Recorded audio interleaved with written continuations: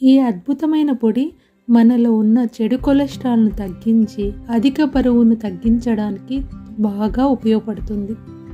ఎందుకంటే ఇందులో వాడే ఉలవలు మిగతా పదార్థాలన్నీ చాలా బాగా చెడు కొలెస్ట్రాల్ను తగ్గించడానికి ఉపయోగపడతాయి. ఉలవలు పొంగి చిటపటలాడేంత వరకు మనం ఫ్రై చేసుకోవాలి, బాగా వేయించుకోవాలి. ఈ ఉలవలు బరువు తగ్గించడమే కాదండి, ఉత్సాహంగా కూడా ఉంచుతుంది. తర్వాత అదే పాన్లో మరొక గ్లాస్ కందిపప్పు తీసుకొని మనం లో ఫ్లేమ్లో ఫ్రై చేసుకోవాలి. దీనివల్ల మంచి రంగు వాసన కూడా వస్తుంది. తర్వాత బొబ్బర్లు తీసుకోవాలి. ఒక గ్లాస్ బొబ్బర్లు లో ఫ్లేమ్లో ఫ్రై చేసుకోవడం వల్ల ఇవి కూడా పొంగుతాయి, చిటపటలాడతాయి.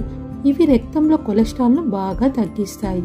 వీటిని ఫ్రై చేసుకొని పక్కన పెట్టుకున్న తర్వాత 2 స్పూన్ల ధనియాలు, 1 స్పూన్ మిరియాలు, 1 స్పూన్ వాము, శొంఠి, జీలకర్ర, పిప్పళ్ళు అన్నిటినీ లో ఫ్లేమ్లో ఫ్రై చేసుకుందాము. ఇందులో కొన్ని మూలికలు కూడా వాడటం వల్ల కొలెస్ట్రాల్ పెరగకుండా చెక్ పెడుతుంది. కొంచెం నూనె వేసుకొని ఫ్రై చేసుకుంటూ కరివేపాకు, ఎండుమిర్చి, ఇక్కడ చింతపండు బదులు నేను మామిడికాయ పొడి కూడా వేస్తున్నాను, వేసుకొని ఫ్రై చేసి అన్నిటినీ చల్లారనివ్వాలి. ఉప్పు, బెల్లము, తెల్లగడ్డ వేసి గ్రైండ్ చేసుకోవాలి. తెల్లగడ్డ చివరగా వేసి గ్రైండ్ చేసుకోవాలి.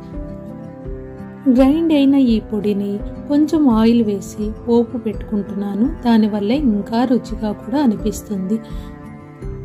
ఈ పొడిలో మిరియాలు, వాము, పిప్పళ్ళు ఉండడం వల్ల కొంచెం ఘాట్ అనిపిస్తుంది. కాబట్టి నేను ఎండుమిరపకాయలు తక్కువగా తీసుకున్నాను.